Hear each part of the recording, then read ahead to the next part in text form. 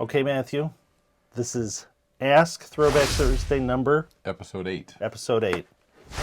And for those not familiar with Ask Throwback Thursday, Matthew's going to ask me questions compiled from a list here.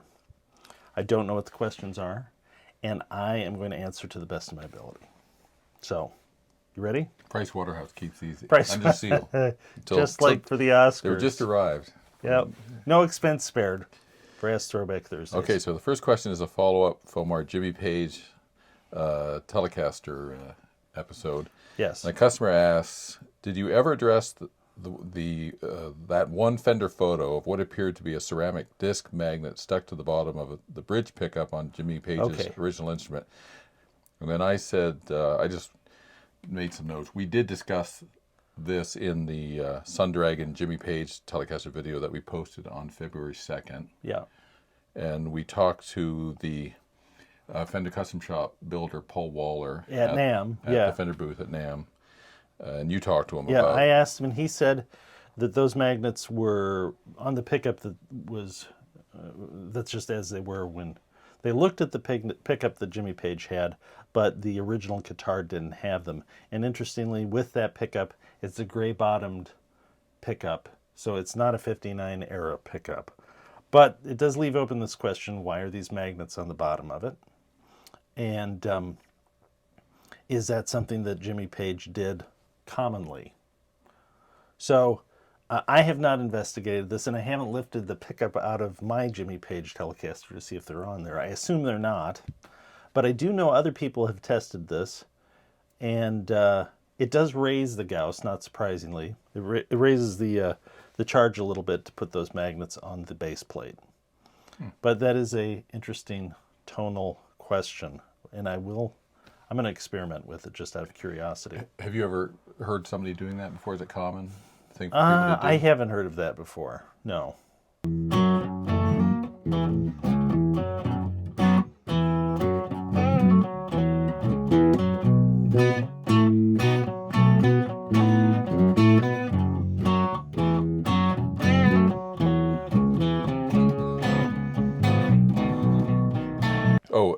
Someone has asked, what is the rig setup for the videos you make? What amps, cables, and any pedals? Sounds great.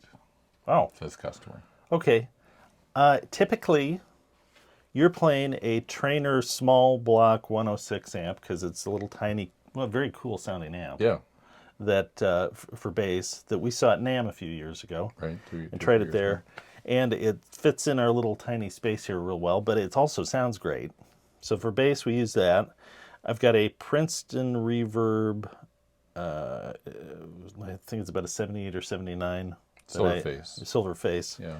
That I black-faced at one point, and I put a deluxe reverb output transformer in it, but it's got a 10-inch speaker.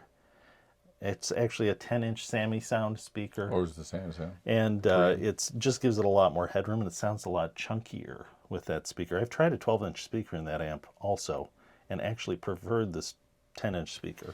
Oh, I thought it was a 12-inch speaker. No, it's a 10. It's a nice sounding amp, yeah.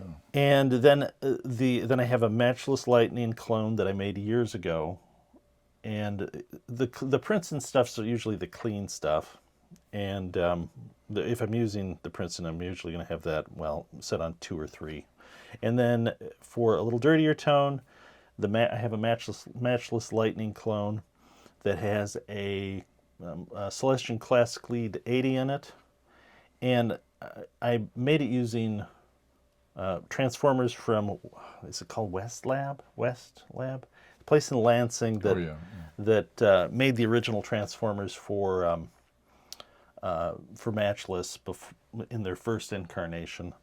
And I also use E84L tubes in the amp to give it a bit more headroom.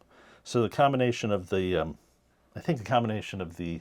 transformers, the E84L tubes, and the Classic Lead 80 gives it a bit more headroom. So I like to have a little bit more headroom. Nice. That's the setup. Now, are we using any special cables or pedals? Oh, special cables or pedals? None. I'm using, what is this? I think this is a Proco cable I used years ago. Yeah, that's or I bought years ago. It's a nice cable. Yeah. But Nothing special. I've pulled it out several times there accidentally and Fixed it. soldered it back in.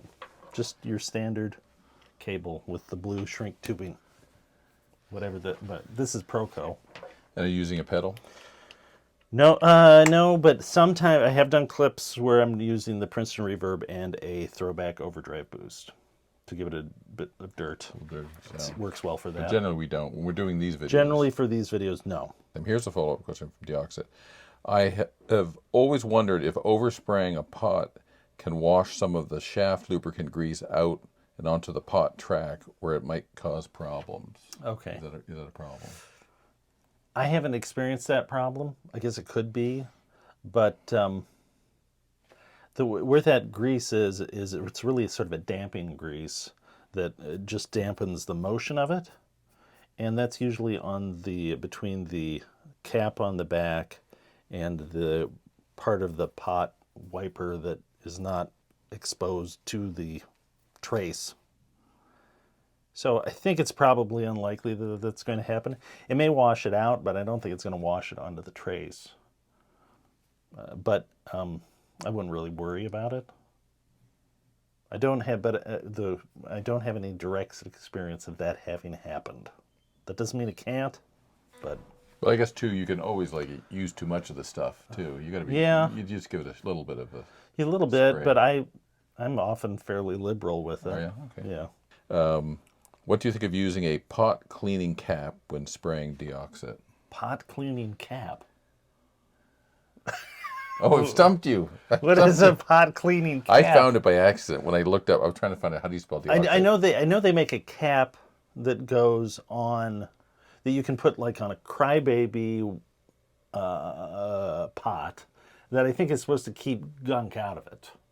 Well, Is that what it's talking about? It's like a little rubber cap that goes over it. This is a little cap that goes over the top of the pot. Yeah. So you take this knurl off, put that on, and then it has a little hole, and you spray the Deoxit right into that, and it's supposed to send it where it's supposed to go. I guess you can do it without taking off. No, I never heard of that.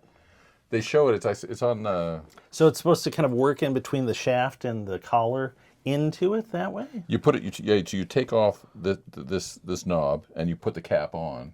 There's a little hole in the cap, and you spray this stuff right in. Yeah, never heard of that.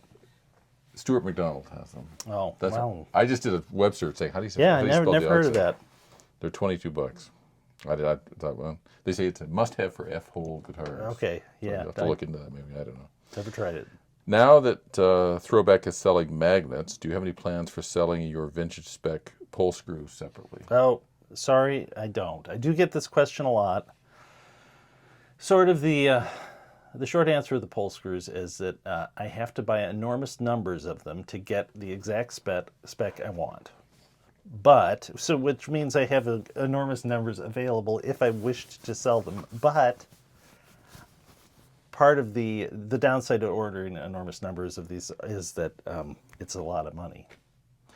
The upside is not many people do it, so I can have unique specs, vintage accurate specs for the pickups. And the truth is too, I really don't want to order them real frequently if I don't have to. So, if I do because I'm selling the pickups, great. But I really, I'm not like a pull screw. Throwback is not a pull screw company. But we have them available for our pickups, but no, I don't sell them as an accessory. So, sorry. You can buy them, but then you also get. You can buy them, but they're in the pickup. You get a pickup thrown That's in. the upside. You get a pickup with the pull screws. Yeah.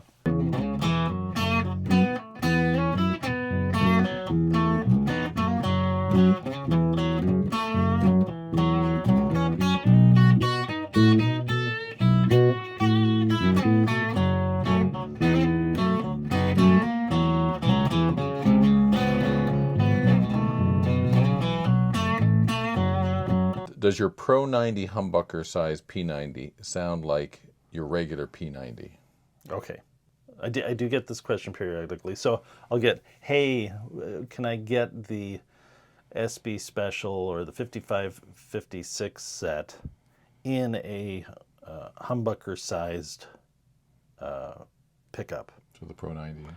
And I explain our P90s, our Pro 90, P90 size, or humbucker size P90 sounds extremely authentic to a vintage P90.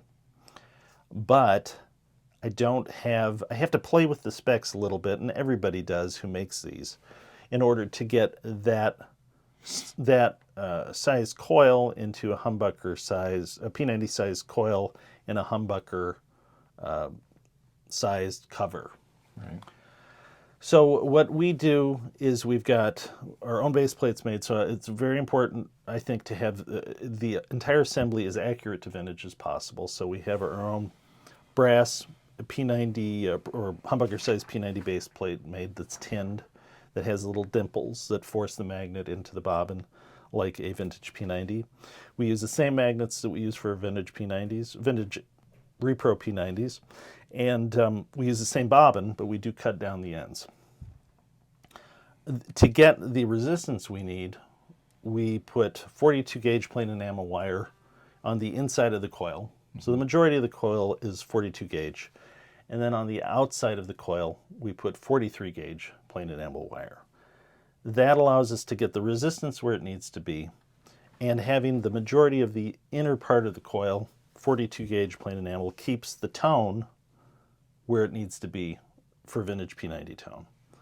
But I don't have an equivalent model that we do that to for like a soap bar or dog ear pickup, because that is not necessary. So the choices in magnets and pull screws that we make for the humbucker size P90 takes into account what we do for the coil for a humbucker size P90. So I don't have a straight equivalent, one-to-one equivalent for the two, but they do sound like a vintage P90. There is one variation, though, that you're really not going to ever duplicate. This is just a quirk of a humbucker cavity or mounting arrangement, is that it's a floating setup. So a vintage P90 is going to be attached, if it's in a Les Paul Jr. dog ear, it's attached, the base plate's attached directly to the guitar body.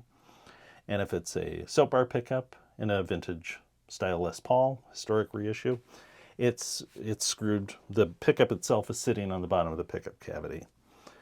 Just by the nature of a humbucker mounting system, it's a floating system. So you don't have that direct body connection. And since we don't pot them, that I assume is going to have some impact on the microphonics that you're going to hear through the pickup, because you now have a floating pickup with a humbucker size P90. The other is they have a nickel cover.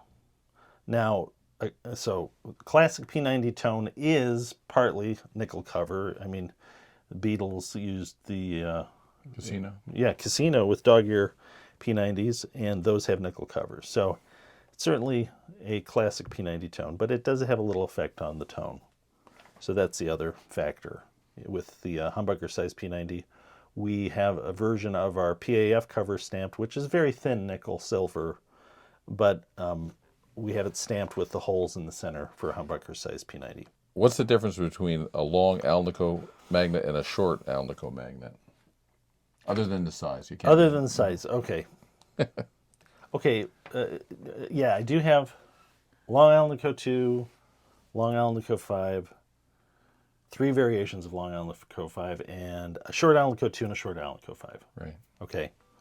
The real difference is that they're all different metal mixes. But interestingly, the short ones seem to sound a little more aggressive. And I have not tested this by cutting down long ones to a shorter size. I don't know if that has to do with the metal mix difference, or there's some inductance property to the shorter magnet that is affecting it. So the answer is they're different. Our short Alnico 2 and 5 is not simply a cut down version of our other long Alnico 5 and 2 magnets. They're a different formulation. Totally different. So they're going to they sound different right off the bat because of that.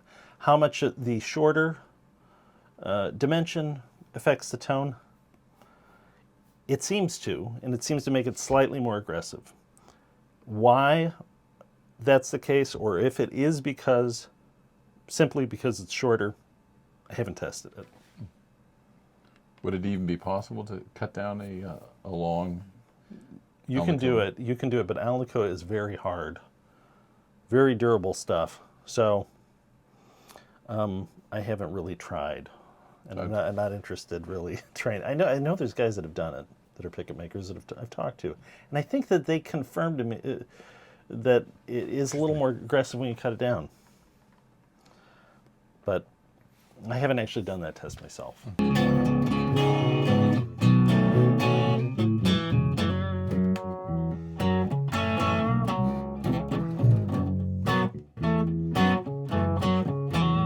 What is the current status of the throwback Telecaster pickup set?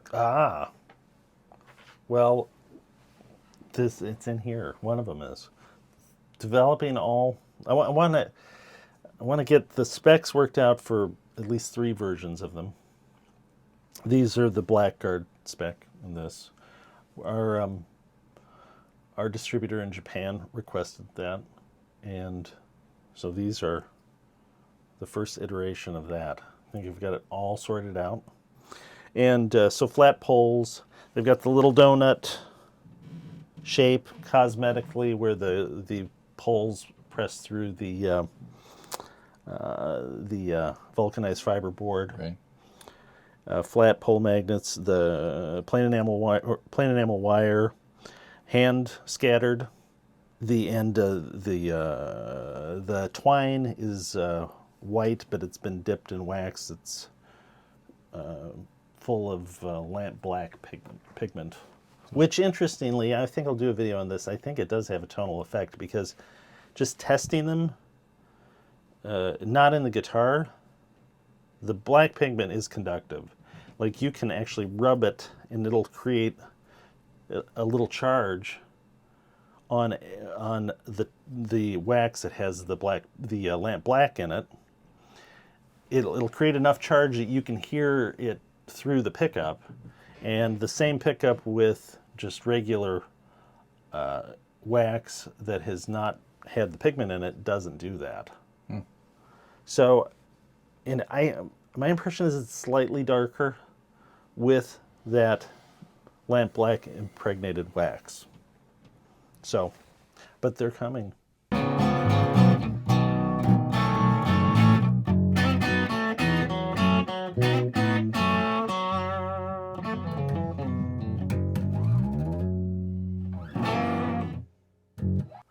We haven't done guitar talk in a little while. No. And I'm playing a guitar and you're playing a bass. Right. We don't know if we have mentioned this bass before. You are a G&L bass fan. Yeah, I like G&Ls. I think they're a good value for the money. And yeah, they American made. Yeah. And this is it's got the 3 bolt-ons, so I think it's the model is from the early to mid 90s when they were still making that, the 3 bolt-on. But it was in very good shape when I got it. And I think the only damage it's had is when they shipped it to me. I got it used from Guitar Center in Las Vegas, and if you look, that tuning peg is. Which one? The E tuning peg is larger. It sits above. Oh, it is slightly. It was bent.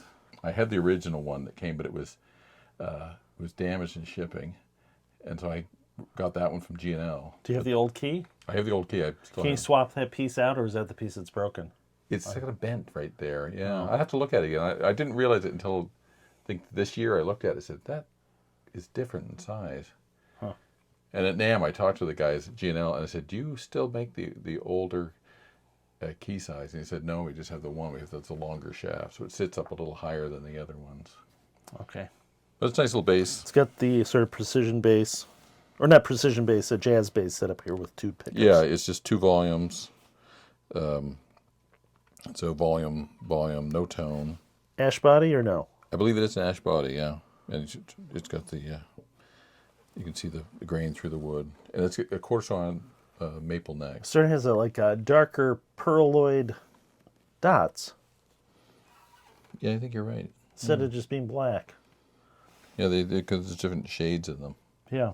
And then it's strung with, apparently it's by law, if you own a bass and you have a Canadian passport, you have to have one bass with Geddy Lee's Roto Sound strings on it. So this has, I think there is RS66, the swing bass, whatever the one that Geddy Lee uses. Okay. That's what's on here. Well, good. You can go back into the country. You're whenever allowed you into the need. country. They ask you that question. Okay. Okay, I have a guitar here. It's a nice guitar. This is my pumpkin-colored, at least it's this weird-colored. Don't adjust your TV Yes, sets. it's a strange colored. I think it's 2001 American Vintage Reissue Telecaster that I got years ago, and I used to play it quite a bit. And but then I put it in the case years ago, and then I never took it out of the case. And when it came out of the case, it had this color. So originally it was more yellowish? I don't recall it being this pumpkin colored, and it's got sort of a little pinky hue to it. And we've wondered if it's like the case somehow, the color, because the lining of the case is sort of orangey red. Yeah. If that's somehow fumed out into the color of this thing. But it's a nice guitar, but it looks kind of weird. But I took it out of the case to put the new throwback, soon to be on website, Blackguard style tele pickups, We've been working hard which at when these. I was playing with in our little jamming, and You played it last night during Yeah. practice. It sounded really nice. yeah, so I've been testing these, and I'm going to have two other variations, kind of to cover different eras. Okay, Matthew, That's the end of episode 8. Episode 8, Ask Throwback Thursday. Ask Throwback Thursday. You seem a little worn out, Am I? just a little bit. Low energy? We shut the door. Maybe we're oxygen deprived. Let's open the door. I think that's what it is. People don't know what Yeah, we people have don't know that this palatial room here is only about 10 by 10 feet square, If that. and they didn't put they didn't put the landlord didn't put a vent in here. So if we slowly look like we're becoming less coherent, it's true. We're less coherent than It's the normal. fumes from all the I feel laughing. the oxygen's already coming in. I feel better already. Anyway, we've got the door open. We think we're recovered. And thanks for watching the video. If you like the video, click like, click subscribe, and click the bell. You'll get notification of future videos. If you have questions or comments, write those below. And your questions we will include in future throwback videos, Ask Throwback Thursday videos, if Matthew deems them worthy. We have a very low bar, though. That's true. If you ask, This you is the shall beauty receive. of YouTube. The bar is very low. You ask a question, we'll answer it. So, anyway, we hope that was helpful and informative. And once again, thanks for letting Throwback be part of your search for great guitar tone.